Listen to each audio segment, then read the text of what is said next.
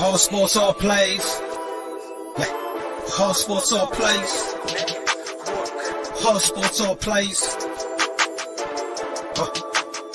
365, we making the plays. You talking the game, get you through the days. We're high in the court, the dime in the lane. Variety, topics, living the same. All presentation, sports information. In the airways, taking the nation. All sport, all plays, like working your faces. Grace at the field, so tie the laces. All sports, all plays. Yeah.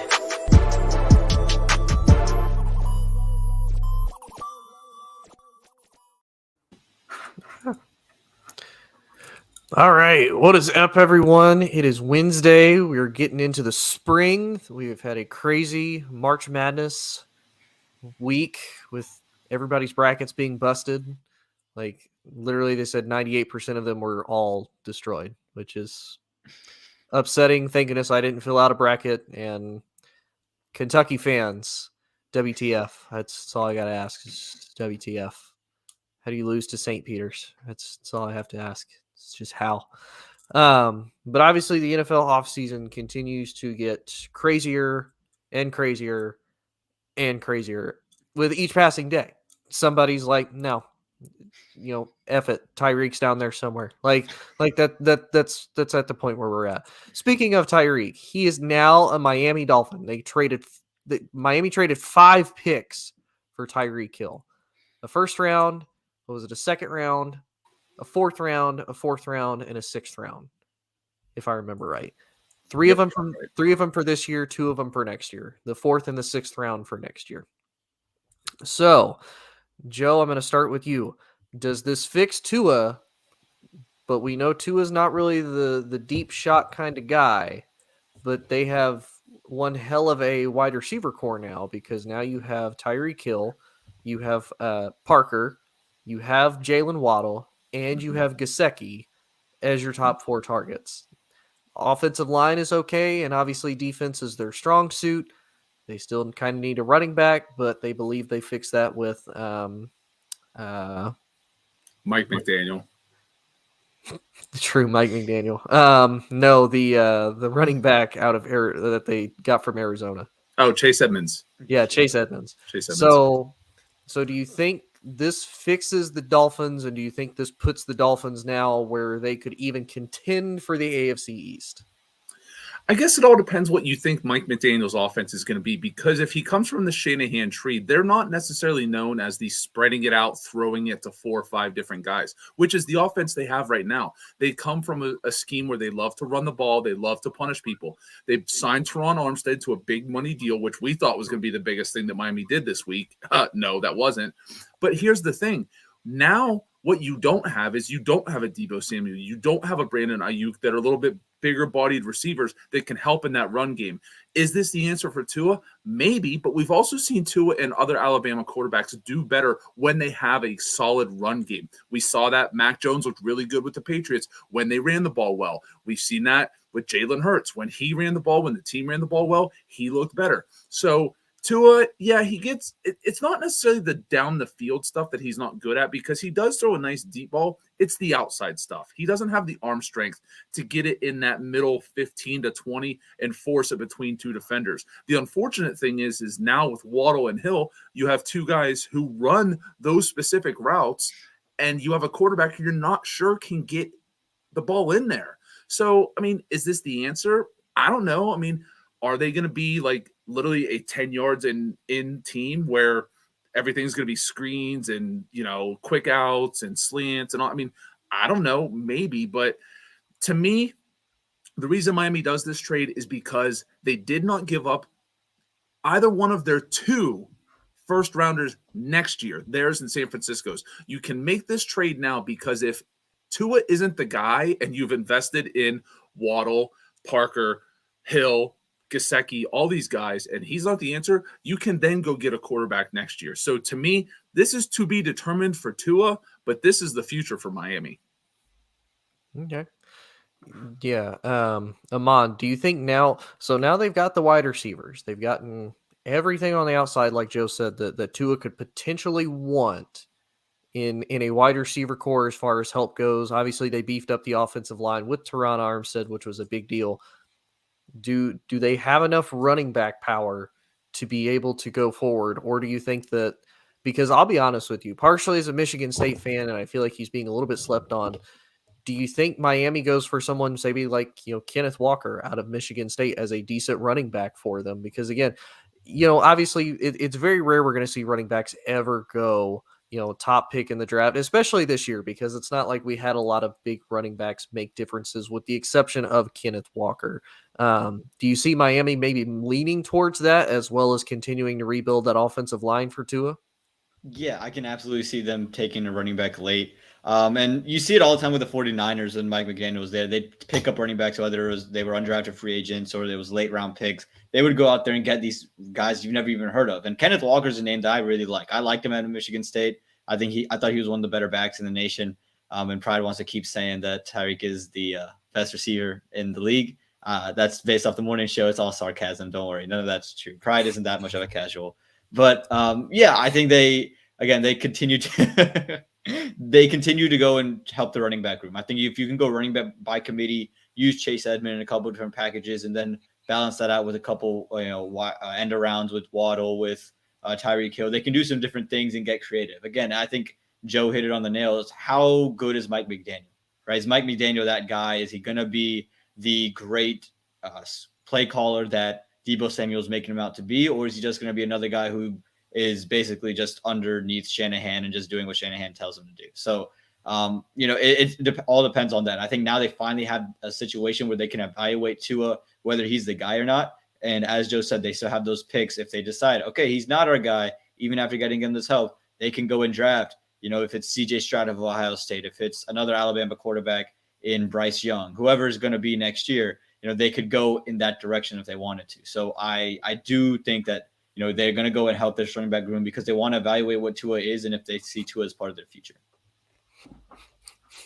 Pride, I see you. Okay, we see you, Pride. We know you're there. I want to acknowledge something else. This trade comes because Tyreek saw what Devontae Adams got and wanted the money. He then signs a 5-year, $120 million deal, which essentially is really a 3-year, $72.2 million deal. He gets $52.53 million in guarantees.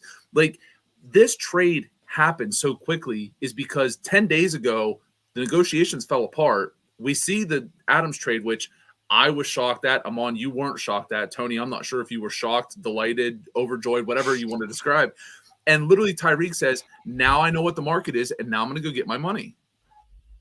Yeah, and I mean, you think about it, that's really what a lot of players do at different positions. We saw it when Aaron Donald finally broke his big money. What did Khalil Mack do? I want that, but I want a tiny bit more. DeMarcus Lawrence saw that and he said, "Hey, I want that, but I want a little bit more." That's all it ever takes is it's the one position. It's like a waterfall. Everything, it's like a dam. It breaks. Everything comes rushing in after it. We saw Devontae get it. He kind of saw what DeAndre Hopkins got, and he said, "Hey, I'm good, if not better than DeAndre. That's the type of money I want." And then Tyreek said, "Well, hey, I'm just as good, if not better than Devontae. So that's the type of deal that I want." I know. To me, it's like, I mean, you're good, Tyreek. Don't get me wrong. Like, I've seen you make some crazy catches. Like, I really have. But to me, Tyreek's big thing is he can burn you with his legs. Like, he is a speedster.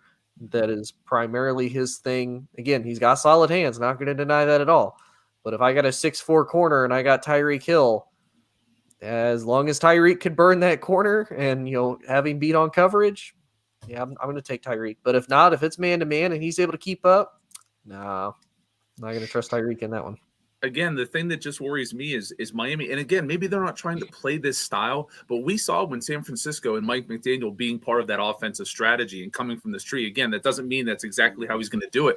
But you saw a guy like Teron Armstead, and you're thinking, boy, okay, you run to that side. You can pull him out on passes and reverses, same as they were doing with his name's Trent Williams, in San Francisco. But again, there was some physicality to San Francisco. Again, Deebo Samuel was a man's man. Tyreek Hill, for all his talent, is not that player. Jalen Waddle is not that player. Devontae Parker is kind of that player, but he's older, so he's not going to be able to do the same stuff. So, again, maybe this is literally just the Alabama offense they're going to run. Speed everywhere, cover us, and stop us, because that's what you have in Gesicki and Parker and Waddle and Hill. Yeah, and like Pride said, they have to open up the playbook for Tua, which again I definitely agree. But I think that all stems to a running back, because if Tua gets flustered, if say like Joe said, if they run the Alabama system and you happen to run into a defense because you're in the AFC East, like Patriots almost always have a decent defense, the Bills almost always have a decent defense, and for all things that is the New York Jets, the only bright spot they ever have is defense.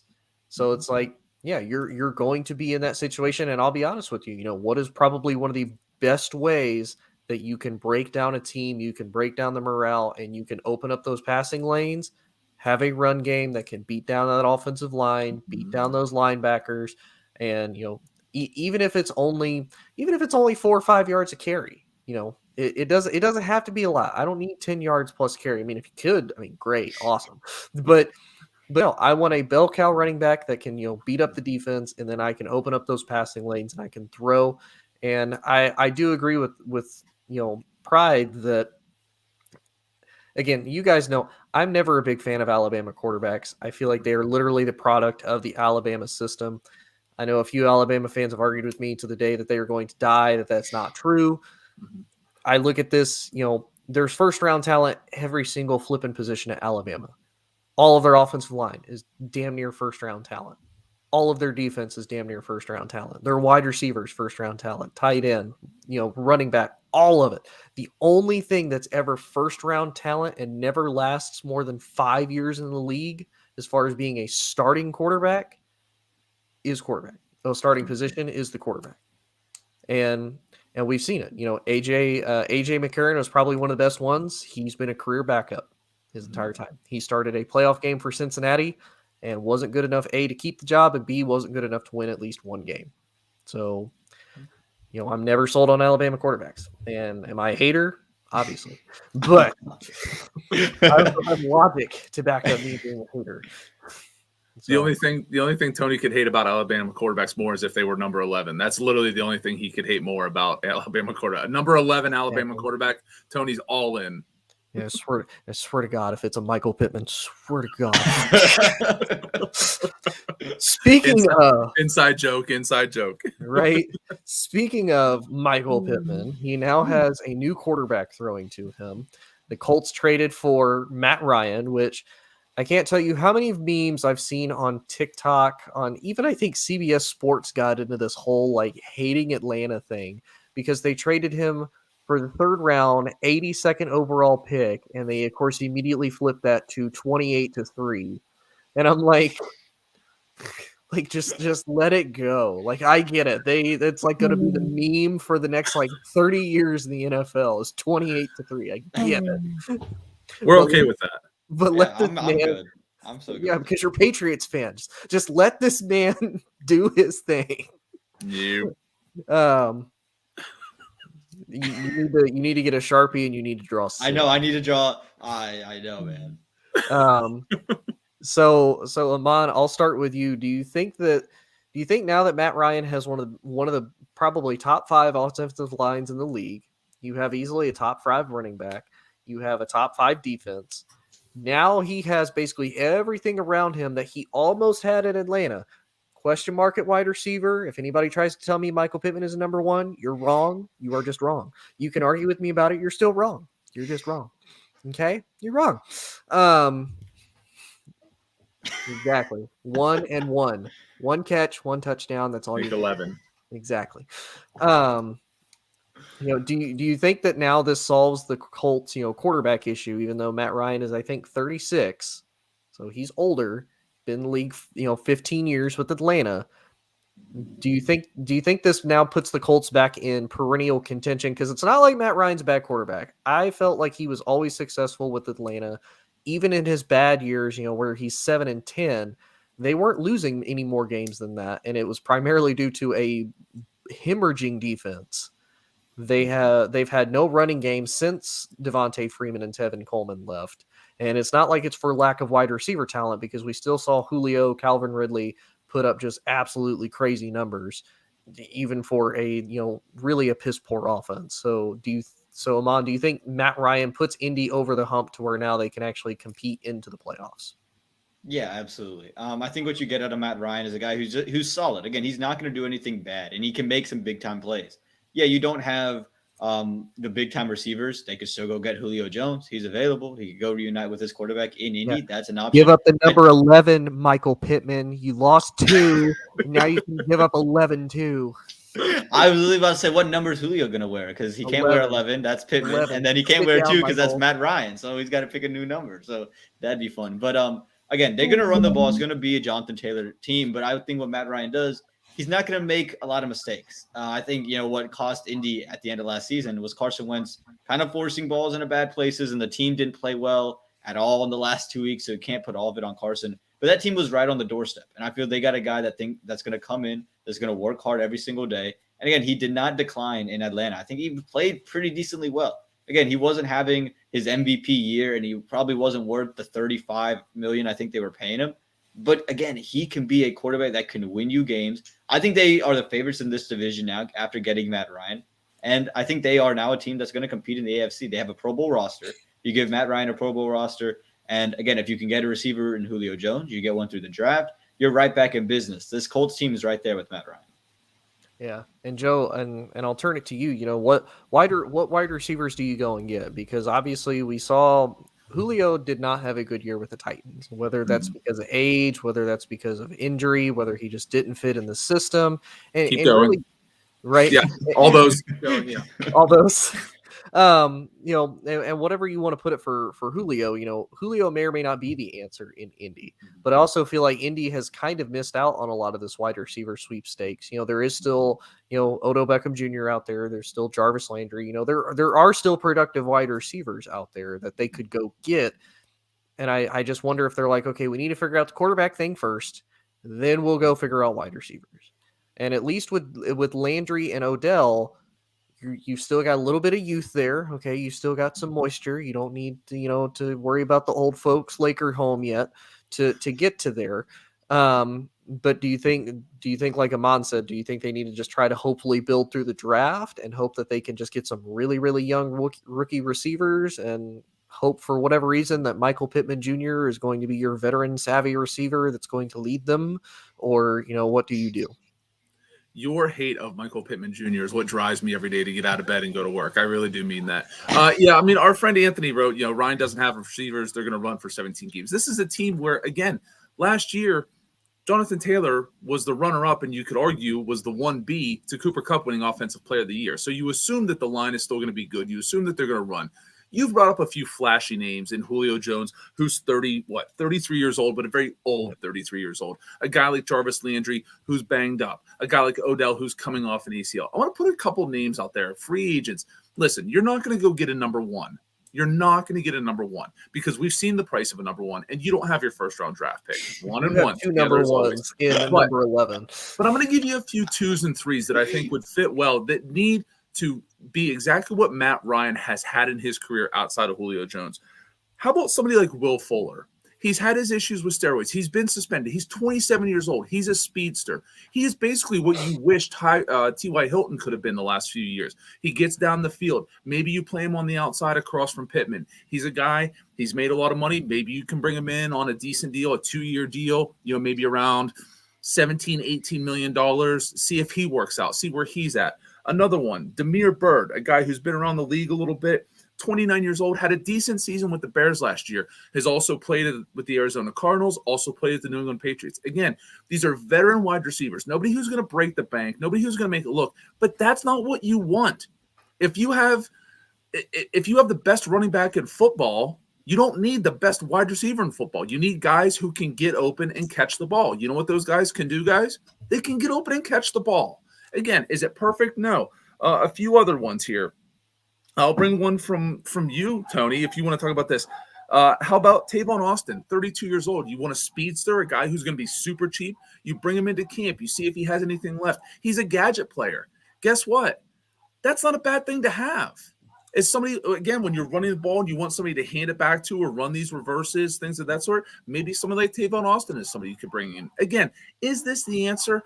I don't know if it's the answer with Matt Ryan. We saw this with Phillip Rivers, where he looked pretty good, but then they had to bring him out for Jacoby Brissett to throw the ball over 45 yards. I don't think we're going to have that same situation with Matt Ryan, but there are players out there aside from the big names, the marquee names that everybody knows, that can actually help this Indianapolis Colts team. Yeah, I mean, I definitely agree, and I know, you know, Dak kind of got a lot of grief for this, but it actually showed in Dak that he needed one. You know, we've seen a lot of teams. You don't necessarily, like you said, you don't need a number one to be successful. If you have decent number twos, you know, it's and I would say that's really the big thing is you have a wide receiver core by committee, just the same as you have a running back core by committee. You have a wide receiver core by committee, and you know, you don't, like you said. I wouldn't mind Tavon Austin, you know, get the speedster, get a little bit of a gadget player. And obviously I think they are going to go for, you know, a couple wide receivers probably in the draft. I think Drake London out of USC is actually pretty good. I don't know if he'll be on the board by the time the Colts get to draft, maybe, because I know they still have their second round pick. I feel like that would be extremely solid for them to be able to use on him. You know, Chris Olave is obviously going to be gone. Mechie and Williams for Alabama are going to be gone. You could get Jamison Williams. Is that the one who's recovering from the ACL? Maybe he drops into the second round. Yeah, Williams. You could also potentially get Garrett Wilson from Ohio State. He's probably going to go. He's probably going to be the first receiver off the board. Really? I think there's a guy at Penn State. I can't remember his name. We're number 5. Dodson? Is it Josh Dodson? Yeah. Dodson's somebody. Yep.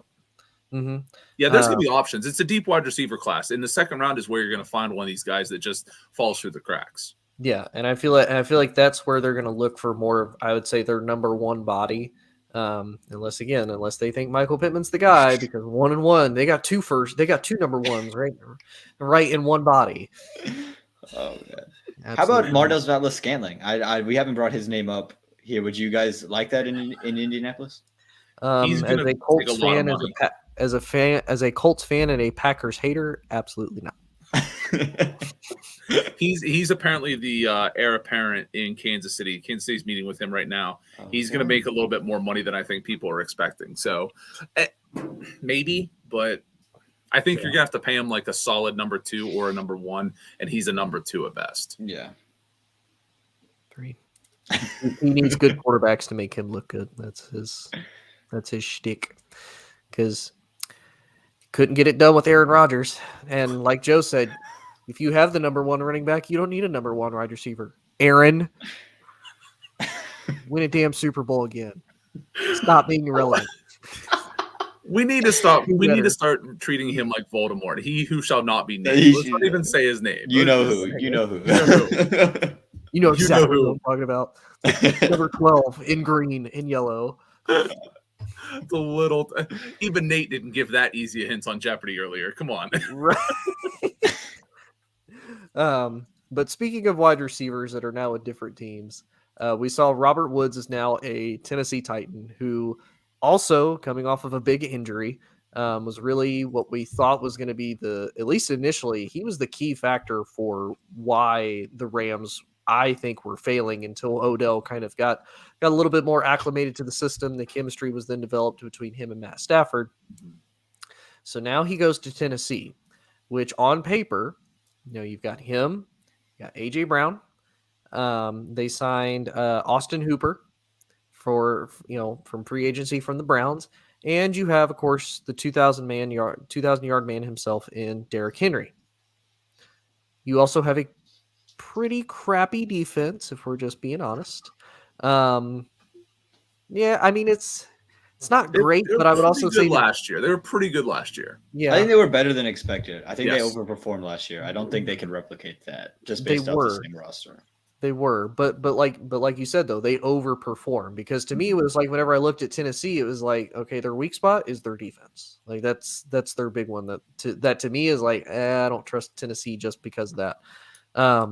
So if you look at all of that, you'd think, okay, this is a Tennessee team that could be really dangerous, you know, in an AFC South now that is definitely more competitive than what it was last year. Jacksonville is beefing itself up pretty well. They've gone out and gotten some solid players. You know, you get Brandon Sheriff from Washington. You finally give him his money. You have Trevor Lawrence. You have ETN. You overpaid Christian Kirk, in my opinion. Again, a number 2 guy that got paid number 1 type money, and we're gonna find right. Amon's favorite wide receiver. Amon's favorite wide receiver. Favorite guy. Okay, so Amon doesn't like. So Amon loves Christian Kirk. I love Michael Pittman. Joe, who do you love?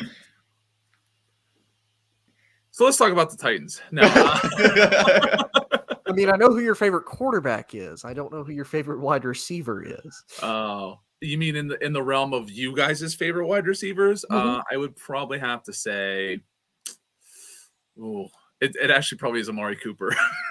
That's fair. That's fair. It's probably Amari. I can see it. No, hey, as a Dallas fan, unless it's a home game, I'm like, yeah, no, no, fuck Amari. Language, swear jar. Come on. Hey, we're not on TV. It's okay. We can't get canceled. Nobody's listening anyway. Right? Yeah, we got no viewers. But obviously Ryan Tannehill is their quarterback, which again, we talked about this before the show. Ryan Tannehill's cap hit, if they were decided to cut Ryan Tannehill, is $57 million. $57 million for Kirk Cousins 2.0. They actually like 1.5, not even 2.0, 1.5. Do you think that Kirk Cousins, and Joe, I'll start with you, Kirk Cousins, is Ryan Tannehill the reason why the Titans can't do anything in the playoffs? Do you think if they had maybe pitched a little bit more to Aaron, maybe if they were like, hey, Russell, why don't you come to Tennessee? Look at what we've got. We also have a decent offensive line. We have a running back. We have tight ends. People will want to come to Nashville then to be able to do this. And I would say it's a little bit of a bigger industry city than Denver is. And especially with your location, you're in a warmer climate. You're in Nashville. Sierra can kind of take advantage of that. You're also still close to Chicago. You're close to a lot of these big cities. Whereas Denver, you're in Denver. You're in the middle of Colorado in the mountains. Do you think Tennessee can finally make it roll now that he has, 2 solid wide receivers, a running back, and a good defense? Nashville has like this little brother complex where they feel like they should be a big city and they tell everybody that they should be a big city and they act like they should be a big city. And then they look at like themselves and like, you know what? We're just okay being us. So that kind of describes Ryan Tannehill to me. He looks like he should be a top-tier quarterback. Sometimes he plays like he should be a top-tier quarterback. He gets paid like he's a top-tier quarterback. But I think when he looks in the mirror, he's like, you know what? I'm okay just being me, which is a little above average. No, listen, the Tennessee Titans 2 years ago succeeded because they had playmakers at 3 levels. They had playmakers because Derrick Henry runs for 2,000 yards. They had playmakers because Jonnu Smith at tight end was able to get those passes on the play action. They had playmakers because A.J. Brown and Corey Davis and the wide receivers, who at that time were very underrated and not the players they are now, were able to succeed. So again, this is what happens when you bring in Julio and you bring in AJ, 2 guys who run similar routes, which are down the field, comebacks, things of that sort. It doesn't work. The Hooper signing is really smart because, again, you're bringing back those 3 levels of offense. Hooper's a guy who can get 8 to 12 yards down the field and get open, which is what this Titans offense has always been about, of those leak out plays, whether it's play action, whether it's just spreading the ball out, things of this sort. So is Tannehill going to be able to succeed? I don't know. I mean, if Harold Landry has another career year, if the defensive, Bud Dupree plays well, if the linebackers and defensive linemen are able to get pressure at historic rates, maybe. I mean, really, we're asking the wrong question. Is Derrick Henry going to be fully healthy for 17 games? Is Tannehill going to have his Wentz 2.0 moments where he just throws these horrible picks at the worst times? I mean, I think we can all agree Cincinnati is not going to the Super Bowl this past year if Ryan Tannehill just falls asleep on the field. Like, that's just it. He literally could have taken a nap on the field, and Cincinnati was not going on to the next round because we know that you can blame. We hate to say, it's this one person's fault. They lost that game because of Ryan Tannehill. So is he going to mature as a quarterback? I mean, maybe, but it doesn't look like it to me. Yeah, and kind of the crazy part is when you say that he needs to mature, is because he's been in the league a hot minute. Mm-hmm. I mean, ready to look it up. So he was drafted. He was drafted in 2012, so he's been in the league 10 years. 10 years. Yeah. And he's 33. Mhm. He's thrown almost 31,000 yards. He's thrown almost 200. He's thrown 199 touchdowns to 102 interceptions, and actually came out of Texas A&M originally as a wide receiver and then converted over to quarterback. Mhm. And the crazy part is it's not like Miami had a crap ton of talent when he was there, but it was just crazy at how much he underperformed there. So I'm looking at when he was with Miami. In 2012, his rookie year, he went 7-9, 8-8, 8-8 the following seasons, 6-10 in 2015, 8-5 in 2016. Got hurt all of 2017 due to injury. His final year with Miami, he played 11 games, went 5-6, and then steps in for Tennessee, goes 7-3, 11-5, and 12-5. Throwing. Sorry, go ahead. And throwing some of his best statistical games. Really, his last 3 years in 18, 19, and 20. Now, last year he was pretty crappy. It was like 2 touchdowns to 1 interception ratio is pretty bad. And let's not forget, he was a salary dump by Miami. Like, they literally traded a draft pick with him just to get him off the team. Like, his career was essentially over. A lot of people thought when he went to Tennessee, he was done for. Like, he was going to be the Alabama quarterback in Tennessee. He was going to be 5 years and done in the league. So this is the definition of a career resurgence, but it's, yeah. Now, Amon, I'll ask you, do you think that, and this is honestly just a crazy little, simulation that we're going to throw out there. Hypothetically, say they do the same thing with Baker Mayfield. Say they're like, tell you what, Cleveland, tell you what, we'll trade you, we'll trade you this player, and we'll say, well, apparently the Browns wanted a first-round pick for Baker, which is insane, because that's not happening. But tell you what, we'll give you this wide receiver, and we'll give you like a 5th round pick to get Baker. And who knows, Baker, you sit behind Ryan, kind of like Ryan had to sit behind Marcus Mariota. Maybe Ryan struggles. Tennessee says, you know what, Baker, here's the keys. See what you can do. Do you think something like that would be possible? Or, do you really think that now Ryan Tannehill can not be Ryan Tannehill? I don't see Baker working in Tennessee, to be quite honest. I don't trust Baker. I shared in the group chat earlier. It's a commercial, another commercial with Baker Mayfield. So it was very shocking. And he's like, and he's teasing the fact, he's like, oh, where am I going to be next? Like that's literally the whole point of the commercial, which was great. I mean, that's exactly what you want to see after your franchise says, you know what, we don't want you, and no one wants to get you for a 1st round pick. But we're not going to. Yeah, exactly. So I don't think Baker works in Tennessee. I don't think Mike Vrabel puts up with it, to be quite honest with you. I don't think Mike Vrabel is about that stuff. And I just don't see Ryan Tannehill being much better either. I like the Robert Woods pickup because I think he is a very underrated run blocker, was very important in that scheme out there in LA. And what he can do, and as Joe said, he can be the 3-level guy. You can get AJ Brown going down the field. You can get him in intermediate stuff, and Austin Hooper can be your, kind of short play action rollout guy. But you needed to go get a Russell Wilson. You needed to find a way to get Aaron Rodgers or get any one of these quarterbacks. You needed an upgrade at the quarterback position. Baker Mayfield, to me, is not an upgrade. He's very similar to Ryan Tannehill, pretty limited. I think it's more of an attitude thing for me. I think physically, if you just stripped away the attitude, personality, maybe it could be a little bit of an upgrade, but it's not really a big upgrade for me if you were even to say one. So I don't see Baker Mayfield even doing much better than Ryan Tannehill. This team, again, they're good. They could be really good, but they just don't have a quarterback to get it done. Ryan Tannehill is what happens if you put Baker Mayfield in a taffy stretching machine. Like they're essentially the same guy. He's just a little bit bigger, a little bit more athletic, but it's the Spider-Man meme, the squint with glasses, and then you put them on. It's like, Wait, okay, I thought that was Mike Glennon. I thought that's why Mike Glennon's neck was like just ridiculously long. And he can see. That's a guy who can see over the offensive line. Absolutely. Yeah, it is. Surprised John Elway was like, I like him because he's tall. Well, speaking of, because I don't think we got to talk about this, or you guys might have talked about it last show, or maybe we didn't. Matt Ryan is now, a Colt.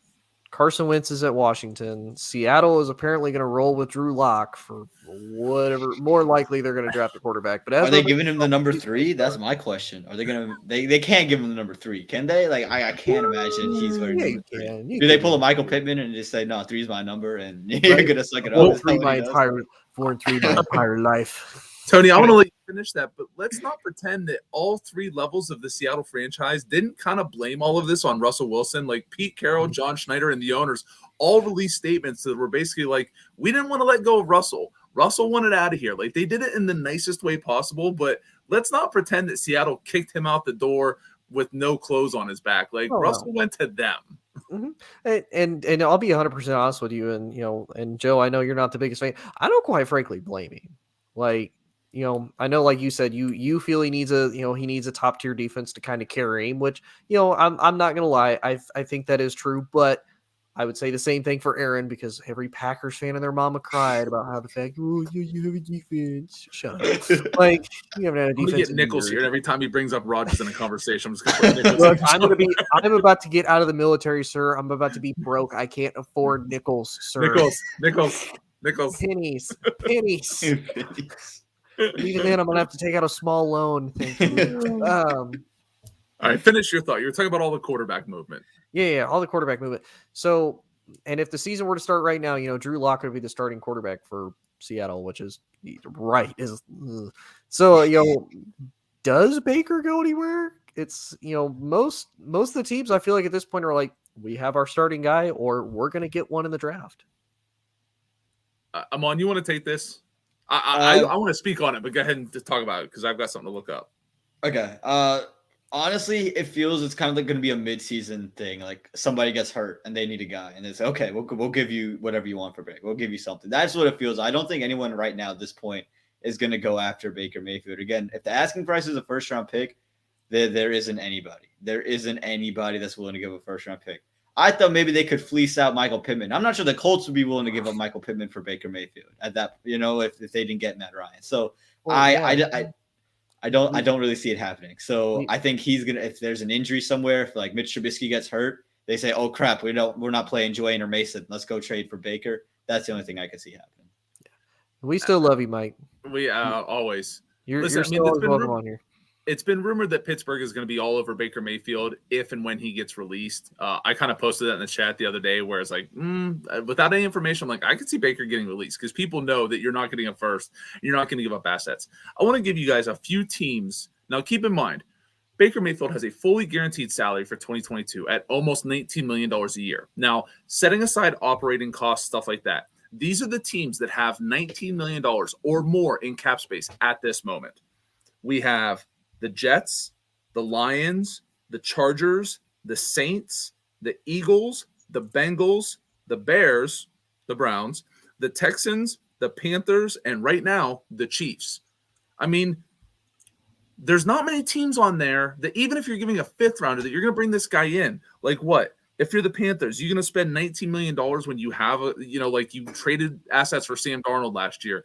You're going to bring in presumably a rookie quarterback. Everybody right now, it seems that Kenny Pickett to Carolina is the world's biggest secret. Willis. Yeah. Okay. Maybe Malik Willis, but he could go Willis. number 2 to Detroit. Who's trading for him? You're not trading anything just because of the money right now. So again, all these people are like, oh, he's going to get a first or a second. No, he's not. He's a distressed asset. He's coming off a surgery. We've seen him exposed. We've seen what happens when he doesn't have a 2,000-yard running game. We've seen what happens when he doesn't have a top-tier defense. He's not that guy. Amon, you and I talked about it last week on my pod. This is a wasted number 1 overall pick. There's no other way to say it. They never made it to a championship game. He was never in the MVP conversation. Baker Mayfield and Russell Wilson have the same number of MVP votes, 0. So, again, it's just the way that it is. It was a miss. And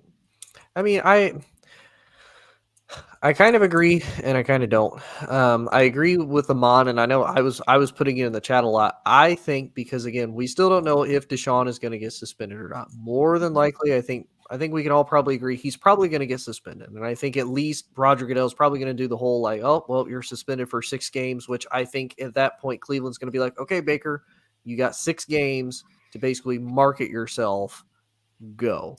And they may not, but I mean, hell, I don't even think Case Keenum actually stayed with the Browns, did he? No, Case but they picked No, up Jacoby Brissett and then Yeah, traded yeah, Case that's right. They Keenum. did pick up Jacoby Brissett. I So I think mean, yeah.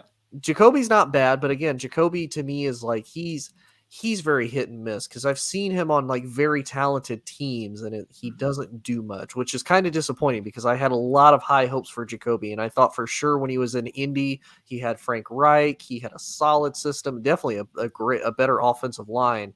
I thought, okay, this is going to be the guy, and it ended up unfortunately not being the case. Mhm. But I don't know. I think really the only thing that hurts Baker is just the fact that he is immature. He's childish. Like we all know that he's a diva. He's childish. But we've seen that with a lot of quarterbacks. They're quarterbacks. That's what they are. That's what they do. They're drama filled. They're childish. You look at Carson Wentz now. All the stories that came out before when Nick Foles finally won the Super Bowl. Carson Wentz is butthurt about that. That follows him all the way through Indy even. It's like, oh, Carson Wentz is still bitter about that. Obviously, the man who shall not be named up at North, he's obviously a huge, diva drama person that does it all the flipping time. So we've seen this happen. But, looking at Baker Mayfield's career stats, his rookie year, throws for almost 3,800 yards, 27 touchdowns, 14 interceptions. The next year, throws for a little over 3,800 yards, throws for 22 touchdowns, 21 interceptions. So definitely a step back. He regressed a little bit. But he also still had Freddie Kitchens as his head coach, I believe, at the time. Yeah. So that within itself is a freaking nightmare. He gets Stefanski. His passing percentage is 1% lower than his career high, which was his rookie year when he threw almost 64%. 2020, it was 63. Throws for almost 3,600 yards, 26 touchdowns, and 8 interceptions. And then last year when he was hurt, he only played 14 games, 60% passing, 3,000 yards, 17 touchdowns, and 13 interceptions. So, I mean, really, and I look at it like this. For Cleveland, this is like the best quarterback they could have gotten. Because, I mean, this is their best quarterback they've had since I'm pretty sure Amon and I were even conceived. So, this How dare you besmirch Deshaun Kaiser? Right, you're right. The man that also led them to like 0-17 or 0. Like, phew. So it's like, hey, Brian Hoyer was there. Brian Hoyer was there. Hey, he won in Cleveland. RG Noni, number 2 overall pick, was there too. And Brandon Weeden, the old Brandon man. Weeden. So, Brandon Weeden's my age. Shut up. And he also came in old as dirt. Yes, he came in very old. He came in at like 28. He was like a mad. It was crazy. Yeah, 28, 29. Yeah. Yeah, and after he played professional baseball, didn't he? Yeah. Minor league baseball, I believe. Yeah. Oh, minor league. Okay. But yeah, it's like he was really the best thing that they've had at quarterback. And I know one thing too that other people have kind of said, how the Browns owner is like, oh well, we want an adult in the room.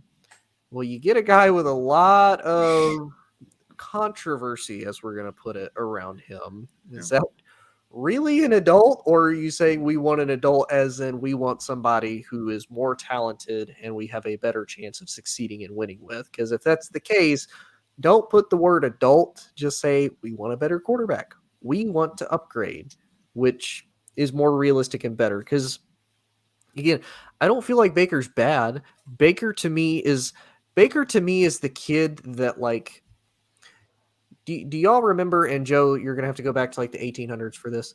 Do you remember like in school, whenever you had the kid that's like, yeah, I'm the best on the team. Like, just give me the ball. Like, I'm going to go out and I'm going to do everything because I'm like basically the best person here. That's like Baker to me. It's like, yeah, you have your moments, like you're good. And I think with Cleveland, because, 2020, they had all the talent they built around him. The whole Odell thing, him not having a good connection with Odell, which I honestly think, I don't think the whole Odell to Cleveland thing was even good to start with. I think that was just Cleveland needed a big name to attract other big names to come to it. I don't think that was really good for Cleveland. And I think Baker Mayfield was able to show, hey, I don't really need this. I need someone like Jarvis. I think Njoku was having a killer year. I think that was also the first year of Austin Hooper's deal, if I remember right.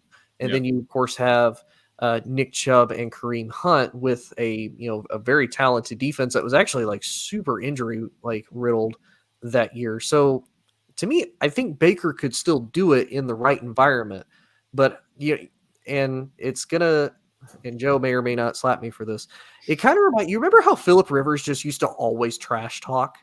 Like every game, Phillip Rivers was just trash talking people. And it was like he wasn't bad. Like you could win with Phillip Rivers, but you weren't going very far with Phillip Rivers. Phillip Rivers also had the benefit of LaDainian Tomlinson and Antonio Gates. Like really that's kind of what it reminds me of. And Joe, I'll let you go because I've insulted you like 6 times now in a row.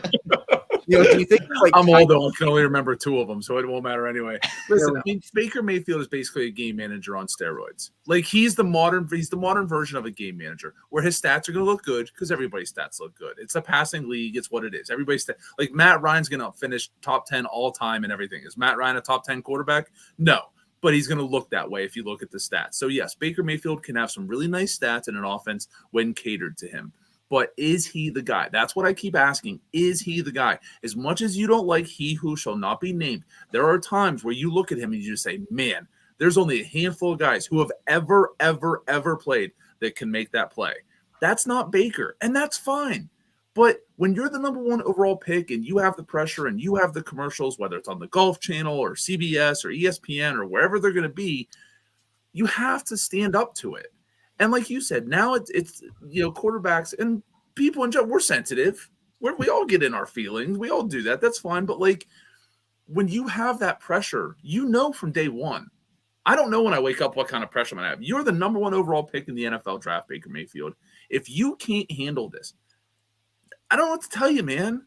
Like step up and be better. And again, to address something you said, Tony, Cleveland, the report about, they want an adult in the room and going after Deshaun Watson. Listen, we all know it's a dirty game. We're all part of the dirty game. We can hate. Listen, Tony, you hate Aaron Rodgers. I am not a fan of Aaron Rodgers. Amon, huge fan of Aaron Rodgers. Huge fan of Aaron Rodgers. But guess what? If he's playing, we're watching.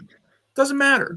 We can talk about the way that retired players are treated. We can talk about, Goodell screwing over suspensions and Deshaun Watson's handling and all this other stuff.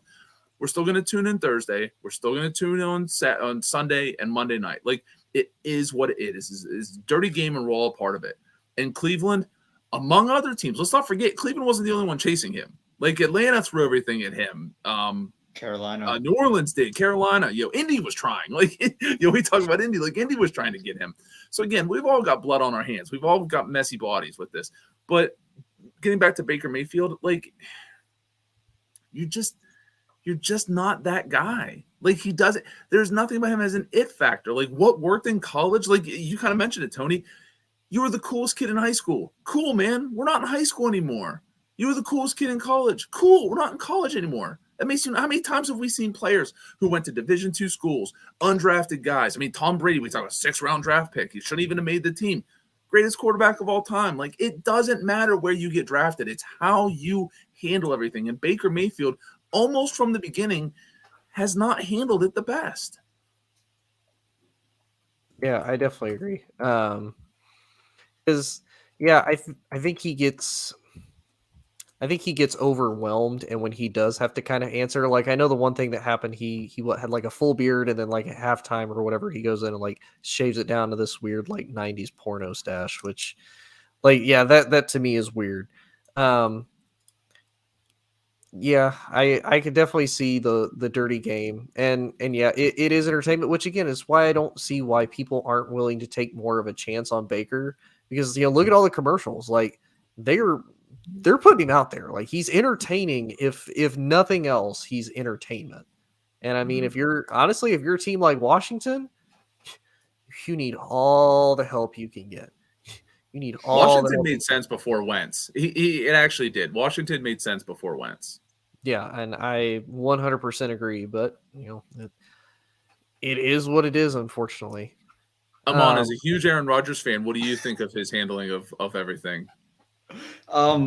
I resent the huge Aaron Rodgers fan thing because that's definitely not true. Definitely not true. But with with the whole Baker Mayfield thing, I think the Browns kind of messed up by saying they want an adult in the room. Honestly, I think that's hurting their opportunity of getting any compensation for Baker Mayfield for trying to get anything. Because even if the stats are the stats, right? The stats are going to look fine, and everyone knows he's not the guy. But if you don't come out with that quote, then they're saying, can he have some of that leadership?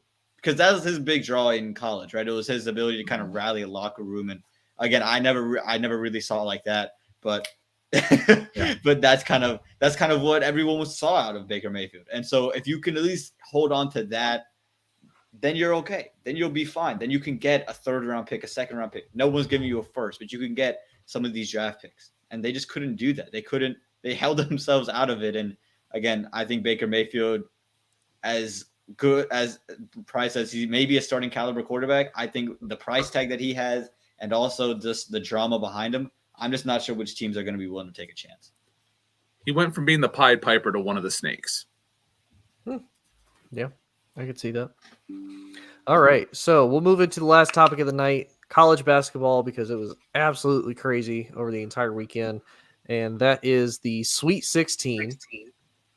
So who's got me on? Terrible echo. So we've got Gonzaga versus Arkansas, Texas Tech versus Duke, UNC versus UCLA, Purdue versus St. Peter's, Arizona versus Houston, Michigan versus Villanova, Kansas versus Providence, and Iowa State versus Miami. So, Amon, I will start with you. Who do you think moves on into at least the Elite Eight? So I have Arizona win the whole thing. So Arizona is going to beat Houston. That was my pick from the very beginning. So I'm hoping that things pulls out because Murray State very much let me down. I think Villanova beats Michigan. I think Michigan's had a good run. They've played really good basketball in this tournament. I think they kind of go back to old ways. I think Villanova has shown – I think they've been very underrated as we've come in, even as a number 2 seed. I still think they show very good defense. They come in, they can score from all 3 levels. So I like them there. I think Kansas falls. I think Kansas kind of flusters. I think Providence has been a team that I didn't really know of going in. And as I see more and more of them, I just see them able to do some different things that can create problems for Kansas. I think they can get inside on Kansas. And then Kansas is they're pretty much a wing shooting team. They play defense on the perimeter. I just think what Providence can do inside is going to hurt Kansas's ability. And then I like Miami. Miami surprised me. I think they beat Auburn to get into this game. And I did not think they were going to beat Auburn. But they look like the better team than Iowa State. So if you give me that side, I got Arizona, I got Nova, and then I got Providence and Miami. Okay, Joe, who do you have? Listen, there's one team that matters and only one team that matters. I'm going to save them for last. Listen, I think Gonzaga is going to win it all. I just think the blend of experience. I mean, we saw what is it Timmy?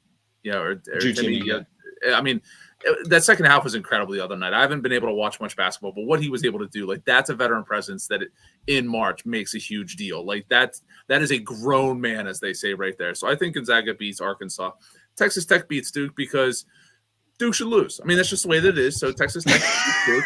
I have no rhyme or reason behind it other than Duke sucks and they should lose. We're going to skip the next game. Again, I think Purdue, really the Big Ten came in with a lot of hope, and more so than Michigan, getting to this level, I think Purdue is the one that's going to try and carry them to their Final Four hopes. So I think that they're going to finally end the Cinderella run. Iowa State, man, I don't know. We talked about them in football. We talked about them, this college football season kind of being this surprise team. They're doing it in basketball too, along with Miami. But I think Iowa State's going to win here. Again, Kansas, it's Kansas. Again, like I expect them to lose some dumb game in like the Final Four because that's what they do sometimes. So they'll probably make it all the way there and then lose to Auburn or something. The next game, I have to go Villanova for one simple reason. The other team is Michigan. Kind of goes back to my Duke thing. And Michigan sucks. And I hate Michigan. And the world should not reward people for doing bad things other than me. I'm okay. You can reward me. But yeah, Michigan's going to lose. And again, Auburn moving on. But to get to the most important game, the only team that matters, the University of North Carolina, right down in Amon's neighborhood, beating UCLA, those preppy kids from SoCal, as they call it. Nope, I don't care. Go back to your Maseratis. Go back to your TikTok videos. Go back to following Jackson Mahomes. We're going to move on. We're going to win, and we are going to show the world what Hubert Davis and the North Carolina Tar Heels are all about. Okay. Disclaimer, please do not bet my picks. Please do not bet my picks. If you have any money at all, please do not bet my picks. I do have to say, Joe, I do have one argument. If the military has taught me anything, more specifically the particular branch that I'm in, because I'm still a part of them, and they could, of course, screw me over because that's their whole entire prerogative, that shall be renamed unnamed. If there's anything I've been taught, dirtbags get rewarded for doing dirtbag things. So They're just gonna win it all, man. Oh. I have Duke in the finals, bro. I have Duke losing at Arizona in the final. I can't be up from with you. So exactly. So yeah, if it's me, I'm gonna say Gonzaga wins over Arkansas. I think Duke wins over Texas Tech. I have Carolina over UCLA. You know what? I'm gonna go with the Cinderella story. I'm gonna say St. Peter's over Purdue. Wow. And here's why I say that. Purdue has been so bad here the last few games about closing it out. And that's what scares me. It's not even like Purdue takes this like massively big lead either and like then just like takes their foot off the gas pedal. They let the other team stay in, and then they're like, oh, we'll just flop it away. It's like I don't even know how they've continued to get this far. Like I watched them the last few regular season games. I'm like, Purdue? What are you doing? Like, what are you doing? Like you're supposed to be the top team. What are you doing? So I'm gonna go with St. Peter's. I do agree, Arizona over Houston, and honestly, I say that because there's a team that ended up unfortunately getting eliminated super early, and I think it's because they took on Gonzaga like literally the next round, and that's Memphis. I really liked Memphis. I watched the 2 games with Houston and Memphis, and when I tell you Memphis brought it hard to Houston, they brought it extremely difficultly. So I don't think they could handle a team like Arizona and continue to move forward. I'm going to go with another upset. I'm going to go with Michigan over Villanova. I know, Joe. I know. Picking the bad guys. Right. So disappointed. Picking the bad guys. Dirtbags get rewarded for being dirtbags. I am going to go with Kansas over Providence, though, because kind of the same thing. It's like once Providence won their section title, it's just like, okay, we're in. We don't have to try no more. They just let it go, and I feel like that just kind of hurts you as you go into the tournament. Like you need all the momentum you can get, man. Just keep going, keep dominating. Keep doing stuff to work on. And I'll be honest, this last one, I don't think anybody expected. I in a million years, I would have never expected Iowa State or Miami to be here in basketball. You know what? Just because I had worked with a guy that was a huge Hawkeyes fan, and I know he hates the Cyclone, I'm gonna go with Iowa State. I'm gonna go with Iowa State over Miami. Why not? We are so scientific here. I was trying to figure out what is he gonna say. Like, wait, where is this? Where is this? Where is this going? Where is this gonna lead? There's no facts or statistics behind this. I do have an upset I didn't bring up though. I do have one. I have Arkansas beating Gonzaga. I could see that because what Arkansas has done, they can slow the game down. They play great defense. They're not great offensively, but I think when you slow the game down against Gonzaga, they can struggle. If you push them on the defensive side of the things, I think they can kind of wilt under it. I don't know. I just feel Arkansas can creep up into this one and get Gonzaga here. And I always feel like Gonzaga, even if you look at last year, I feel like they don't really ever face any tough competition until they get to this point because they're always like a top seed. And then they just face like bottom feeder teams. Well, they make their own schedule. So they choose who they play. They're like Notre Dame in the regular season. They just pick whoever they want to play. And then they get number 1 seed and then go into the Elite Eight. And then, all right, now the road tournament starts. Right. And I feel like that's what happened last year too. It's like, oh, Gonzaga's out. It's like, yeah, they kind of needed to be. It's going to happen. I just looked at my bracket. And as a matter of fact, I did have Iowa State in the Sweet 16. So that one. I did. I filled out one bracket. I had Iowa State in the Sweet 16. I don't know why. Sweet 16. They probably played a team I didn't like. I know they started out playing LSU. Yeah, because I remember the girlfriend asked me, and I was like, "I think LSU would win." I was like, "It's Iowa State." Like, I mean, that's why. So I get it. But yeah, guys, this has been a great episode, like always. Feel like we always get a lot of laughs. We're very logical here. None of this is through emotion. We love all players equally, all number 11s, all number 12s. We love all of them. all of them equally. Hey, 1-1, baby. 1-1. Listen, if I could make computer graphics, literally your avatar would be this plus 1 plus 1 equals 11. Exactly. So good. And you can make the plus as a T for my first name and just make it that much better. It'll go 1 plus slide up 1 equals 11. Exactly. Oh, man. Exactly. But yeah, this has been great, guys. Like always, we have a blast. Thank you all for watching. Please share. Please let us know how we did. Please interact with us. And we will see y'all next Wednesday with more great content, more great stuff. Obviously, the NFL offseason is going to continue to be crazy. We're eventually going to move into the NBA playoffs. And you know who we're not going to have to talk about? The guys in purple and gold, because they're not even going to make it in there. And the Celtics are number 4 seed. We came back. We came back. I know. I think Joe and I are probably the only 2 Pacers fans like in the entire world. I don't think we exist anymore. Even in Indiana, we don't exist anymore. Before we go, I'm very disappointed in the facial hair game, guys. Really, I'm holding it down. Come on.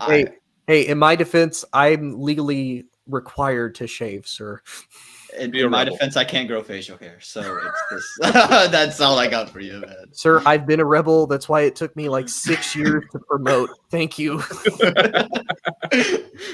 Have a good night, guys. Yo. Tony, don't forget. All sports, all plays. Yeah. All sports, all plays. All sports, all plays. 365, we making a plays. We talking the game, get you through the days. We're out in the court, the dime in the lane. Variety, topics, living the same. All presentation, sports information. In the airways, taking the nation. All sport, all plays, like working your faces. Grace at the field, so tie the laces. All sports, all plays.